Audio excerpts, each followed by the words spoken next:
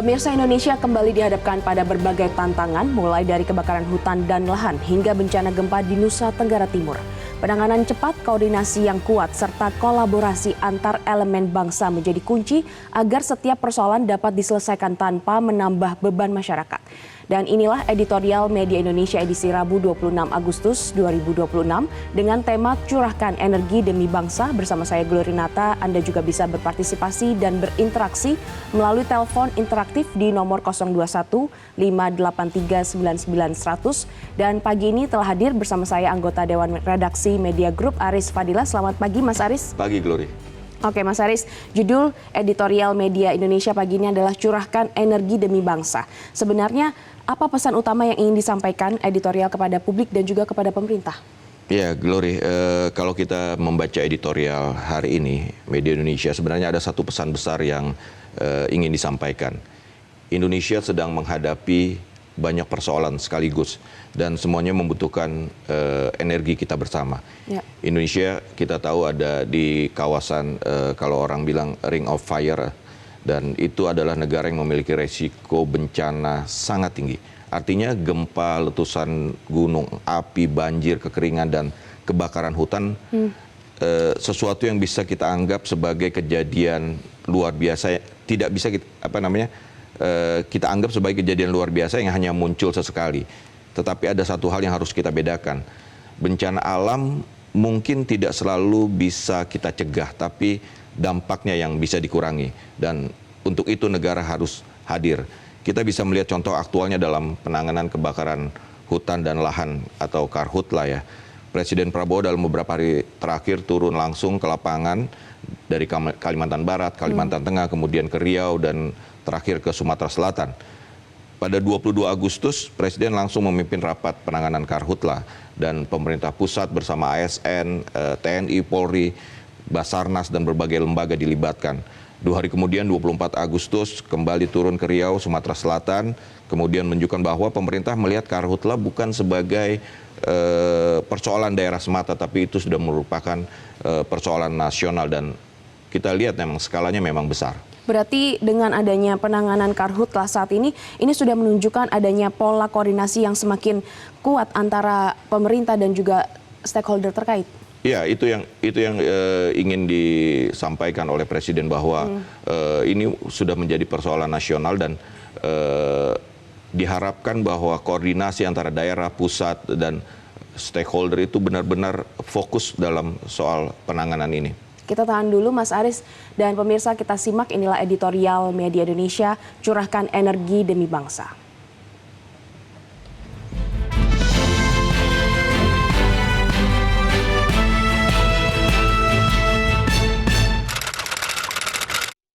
Curahkan energi demi bangsa.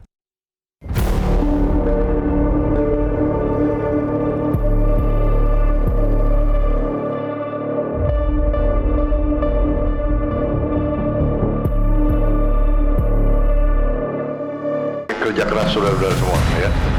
Terima kasih semuanya. Ini teamwork. Aku senang. Tadi istilah Anda itu gotong royong. Saya suka sekali. TNI, Polri, BPD, semua jalur, semua unsur pemerintah daerah, ya. Sipil, semuanya bergerak. Ini yang kita inginkan. Indonesia yang berada di jalur cincin api Pasifik, Ring of Fire, terus menghadapi tantangan demi tantangan, mulai dari bencana alam, persoalan ekonomi, hingga berbagai persoalan sosial yang terus menuntut penyelesaian. Satu persatu persoalan terus dibenahi, penanganannya pun terus dipercepat, sehingga bisa menjawab tuntutan dan keresahan anak bangsa. Presiden Prabowo Subianto tiba di pangkalan TNI Angkatan Udara Supadio, Kalimantan Barat, Sabtu 22 Agustus lalu untuk mengecek dan memimpin langsung penanganan serentak kebakaran hutan dan lahan Karhutla di pulau tersebut. Kebakaran terjadi di sejumlah titik seperti Kuburaya, Banjarbaru, dan Banjarmasin di Kalimantan Selatan, Penajemen Pasar Utara di Kalimantan Timur, serta sejumlah wilayah di Kalimantan Tengah seperti Kota Waringin Barat, Pulau Pisau, dan Palangkaraya. 2 hari berselang, Kepala Negara kembali menggelar rapat penanganan Karhutla di Posko Aju Riau, Senin 24 Agustus. Berdasarkan data Badan Nasional Penanggulangan Bencana BNPB, luas Karhutla di Riau mencapai 16.249,24 hektar. Setelah itu, Presiden bertolak ke Palembang, Sumatera Selatan untuk mengecek penanganan Karhutla di wilayah tersebut. Tidak hanya mengecek, Presiden juga memperkuat dukungan TNI Polri dalam penanganan Karhutla seperti penambahan personel dan helikopter waterbombing. Tentunya faktor penegakan hukum juga menjadi perhatian Presiden Prabowo. Ia memerintahkan Kapolri, Jenderal Listio Sigit, untuk membawa 3 tersangka pembakar hutan ke Jakarta. Ketiganya diduga berpura-pura memancing ikan sekalipun tidak ada lokasi pemancingan saat melakukan pembakaran. Sejauh ini, sebanyak 72 orang telah ditetapkan sebagai tersangka pelaku Karhutla di Indonesia. Mereka tersebar di wilayah hukum Polda Riau, Polda Kalbar, Polda Sumsel, Polda Jambi, Polda Kalteng, Polda Kalsel, Polda Kaltim, Polda Aceh, dan Polda Kaltara. Presiden juga mengingatkan aparat penegak hukum untuk menggunakan pendekatan pembinaan terhadap masyarakat. Upaya ini harus berjalan beriringan dengan penegakan hukum yang keras terhadap pihak yang dengan sengaja memicu kebakaran, terlebih jika pembakaran lahan diduga dilakukan atas perintah korporasi. Kita tentu mengapresiasi aksi penanganan Karhutla yang secara maraton dilakukan oleh Presiden beserta jajarannya. Namun, publik tentu berharap upaya serius ini teramplifikasi oleh daerah-daerah lain sekalipun tidak dicek secara langsung oleh Presiden. Di Jawa Barat misalnya, BPBD Jawa Barat mencatat 132 kejadian Karhutla hingga Agustus 2026. Luas lahan terbakar mencapai 1.964 hektar dengan Kabupaten Sukabumi menjadi wilayah dengan dampak kerusakan lingkungan paling parah. Selain masalah kebakaran hutan dan lahan yang belum sepenuhnya padam, perhatian kita juga masih terpaut pada saudara-saudara yang terkena bencana gempa di Nusa Tenggara Timur NTT. Tempat berlindung yang layak, tenda darurat, serta fasilitas sanitasi di titik-titik pengungsian harus benar-benar dipastikan. Distribusi bahan pangan, air bersih, pakaian, dan perlengkapan bayi dan balita secara berkelanjutan. Penanganan medis bagi korban luka serta pendampingan trauma healing, khususnya untuk anak-anak dan lansia, juga mesti serius dilakukan. Yang tidak kalah pentingnya ialah rehabilitasi dan rekonstruksi bangunan yang rusak, baik itu rumah, sekolah, maupun fasilitas publik lainnya. Publik mendorong agar penanganan dampak bencana di NTT semakin baik dari hari ke hari. Kritik yang disampaikan Menteri Keuangan Purbaya terkait dengan lambatnya koordinasi antara BPBD dengan pemerintah pusat patut menjadi bahan evaluasi. Koordinasi penanganan bencana sejatinya tidak boleh tersandra oleh panjangnya rantai birokrasi. Harus lahir keputusan yang cepat berbasis informasi akurat. Ini penting agar bantuan segera tiba di tangan mereka yang membutuhkan. Peristiwa Karhutla dan bencana yang terus berulang sekaligus menjadi pengingat tentang pentingnya memperkuat spirit kolaboratif bangsa untuk menghadapi tantangan kini dan ke depan. Kita dorong energi elemen bangsa untuk bahu-membahu mengatasi berbagai persoalan bangsa hari ini dan ke depan. Ibarat kapal yang sedang berlayar dan menghadapi gelombang, yang dibutuhkan ialah keteguhan menghadapi gelombang secara bersama-sama, bukan malah melubangi kapal.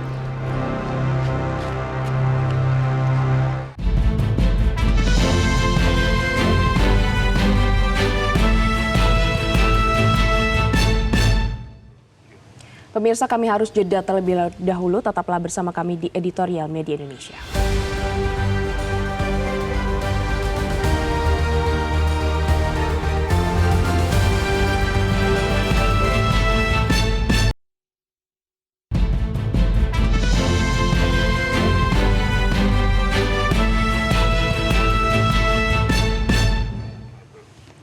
Pemirsa, terima kasih Anda kembali bersama kami, dan pagi ini pemirsa sudah hadir bersama kami penelpon Bapak Sunoto dari Cirebon, Jawa Barat. Selamat pagi, Pak Sunoto. Selamat pagi, Mbak Glory dan Mas Aris ya. Pagi, Pak. Yang pertama ingin saya sampaikan adalah harus dibedakan, Mbak, antara bencana alam dan bencana bangsa. Kalau bencana alam itu bisa diantisipasi melalui sains dan teknologi. Kalau bencana bangsa, ini harus diselesaikan melalui political will yang mumpuni. Itu yang pertama. Yang kedua, persoalan dan masalah ini harus dibedakan. Karena apa? Yang sekarang terjadi itu dua-duanya. Yaitu apa? Seperti pelanggaran hukum, membakar hutan seenaknya demi industri, dan lain sebagainya. Dan yang berikutnya, kerja keras itu Mas Aris nggak cukup. Karena harus juga kerja cerdas, yaitu melalui misalnya simulasi-simulasi. Contoh, kita coba riset kebakaran hutan yang terbesar titik apinya di hutan itu seberapa besar. Terus kita coba melakukan simulasi di darat, misalnya di lapangan Monas atau di mana, api sebesar itu bisa diselesaikan oleh berapa orang TNI. Kenapa harus TNI? Karena mereka yang sangat militan dan berani mati. Jangankan mematikan api, apalagi api itu kan tidak membawa senjata, Mbak Glory. Ya kan, menghadapi musuh yang bawa senjata aja dilawan. Kerahkan 3 orang tentara misalnya, matikan itu api. Misalnya dengan membawa pemadamnya, dengan karung basah dan segala macam. Sehingga ketika ada 100 titik api, 300 tentara diterjunkan dan harus mati itu api.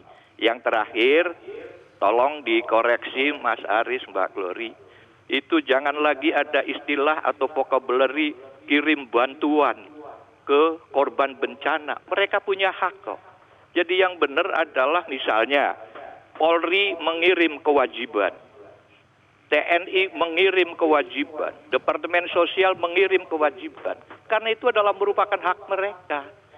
Kalau Mas Aris atau Glory secara pribadi yang mengirim sembako, itu adalah namanya bantuan. Tapi kalau negara untuk rakyatnya, itu adalah kewajiban yang merupakan hak mereka. Saya merasa tidak enak, Mbak Glory, ada istilah bantuan. Terima kasih. Baik, terima kasih Pak Sunoto atas pendapat Anda. Mas Aris, tadi Pak Sunoto sudah sampaikan pelanggaran hukum terkait dengan bakar hutan ini harus ditindak keras dan juga kerja keras serta kerja cerdas ini harus dilakukan. Betul, sepakat dengan Pak Sunoto ya, bahwa dan itu sudah dilakukan dan perlu didorong untuk benar-benar dijalankan secara konsisten soal penegakan hukum di kasus kebakaran hutan. Ya. 72 orang yang sudah ditetapkan tersangka dan itu harus terus didorong bahwa tadi kita sebut di editorial bahwa siapa di balik itu kan bisa perorangan, bisa juga korporasi dan itu yang harus dituntaskan oleh kepolisian. Kan kita tahu ya, kebakaran hutan ini kan bukan baru kali ini terjadi dan itu hampir setiap tahun terjadi, tinggal skalanya saja. Tapi kan ini tadi Pak Sunoto bilang soal sains itu juga bukan ketika peristiwa itu terjadi, itu kan harus juga bisa dimitigasi ketika sebelum itu terjadi. Kita tahu ya bahwa peringatan soal cuaca panas ini kan El Nino itu sudah jauh-jauh hari disampaikan oleh BMKG. Ya. Kemudian ada musim buka lahan lah ya itu untuk perkebunan.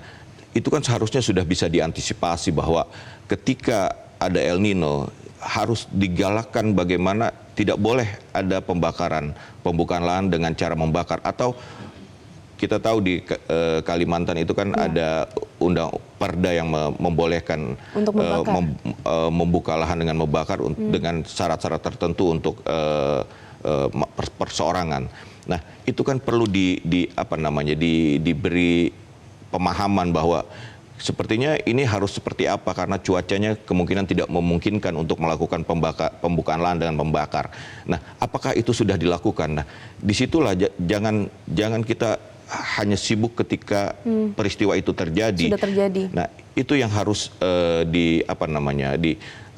diantisipasi dan sains juga bisa di situ. Bagaimana sih membuka lahan tanpa harus membakar misalnya seperti itu. Tapi berarti Mas Aris menilai sejauh ini bagaimana koordinasi antara pemerintah pusat dengan pemerintah daerah untuk pencegahan ini? Nah, itu yang harus sebenarnya diantisipasi, digalakkan bahwa pencegahan itu jauh lebih murah, jauh lebih bermanfaat gitu loh, jauh lebih bisa mencegah ketika kebakaran hutan bisa terjadi seperti saat ini gitu loh. Itu yang harus sebenarnya digalakkan oleh pemerintah pusat dan daerah.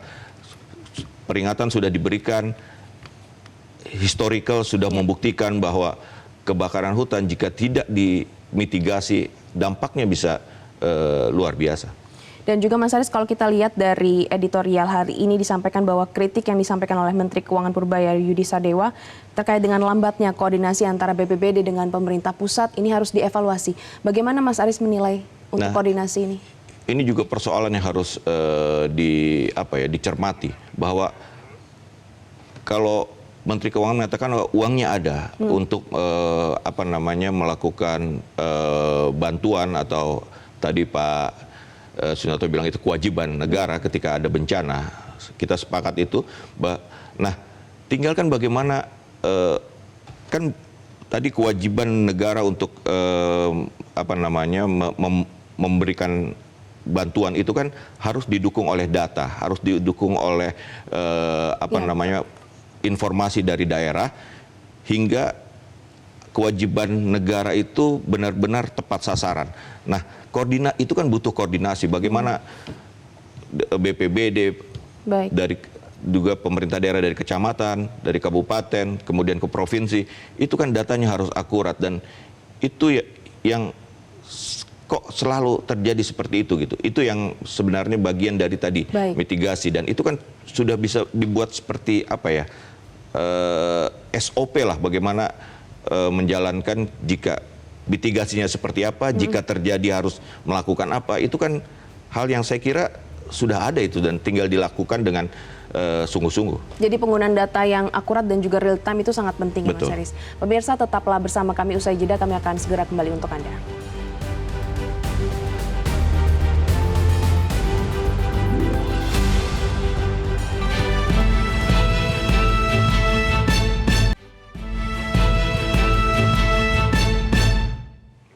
Terima kasih pemirsa, Anda kembali bersama kami. Mas Aris, kita lanjutkan. Editorial hari ini menyoroti terkait dengan pentingnya untuk memutus mata rantai panjangnya birokrasi. Nah, dengan kehadiran Presiden kemarin ke Kalimantan, kemudian ke Sumatera, apakah ini ada upaya untuk memutus panjangnya birokrasi itu? Iya, kita sebenarnya berharap masalah itu bisa selesai tanpa Presiden harus datang. Artinya begini, bahwa ada bencana di NTT, gempa, ada kebakaran hutan di Kalimantan dan Sumatera. Presiden hadir untuk menunjukkan bahwa negara hadir. Ya. Tapi kan sistem harusnya sudah berjalan, bahwa SOP itu harus berjalan, bahwa soal ini saja, soal dana penanggulangan bencana itu kan sudah ada dianggarkan oleh pemerintah daerah, di nasional ada. Nah, itu kan ketika pemerintah daerah menyatakan bahwa daerahnya bencana, apa yang harus dilakukan? Dia sudah harus tahu. Ketika dia misalnya butuh bantuan pusat, dia akan melapor ke pusat. Sehingga tidak ada lagi tuh keluhan dari Menteri Purbaya bahwa ada koordinasi yang tidak baik, kurang baik dari daerah ke pusat. Nah, itu yang harus menjadi apa istilahnya, ya sudah SOP yang sudah, ketika ada bencana apa yang harus dilakukan itu sudah tahu, sehingga semuanya bisa berjalan dengan baik. Nah, kalau kita tarik benang merah dari Karhutla dan gempa NTT, sebenarnya editorial ini ingin kita tuh berhenti pada keluhan. Justru sebaliknya, editorial ini ingin mengajak kita melihat persoalan bangsa dengan cara yang lebih optimistis gitu ya, bahwa masalah kita besar tetapi energi kita juga besar.